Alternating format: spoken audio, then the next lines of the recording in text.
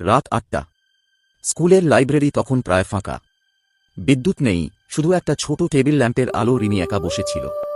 হঠাৎই একদম শেষের তাক থেকে একটা পুরনো বই পড়ে গেল। রিনি ধীরে ধীরে এগিয়ে গেল বইটা তুলতে। বইটা খুলে দেখে ভেতরে লেখা, তোমরা কি জানো আমি এখনো এখানে পড়ি। অক্ষরগুলো যেন সবে লেখা হয়েছে, এখনো কালি ভেজা। তারপর শুরু হলো খটখট আওয়াজ।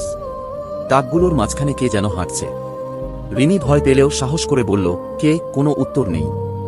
হঠাৎ তার চোখে পড়ে লাইব্রেরির শেষ বেঞ্চে বসে আছে এক ছেলে, পরনে পুরনো ইউনিফর্ম।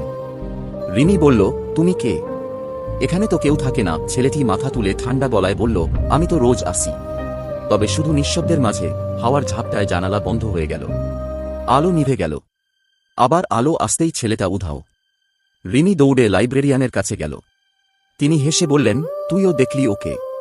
20 বছর আগে রাজু নামের এক ছাত্র লাইব্রেরিতে পড়তে পড়তে মারা যায়। তার প্রিয় বইটা এখনো সেখানে খোলা থাকে। রিনি বুঝল, সে রাজুর প্রিয় নিঃশব্দ লাইব্রেরি এ ঢুকে পড়েছিল। এখন থেকে সে আর একা পড়তে আসে না।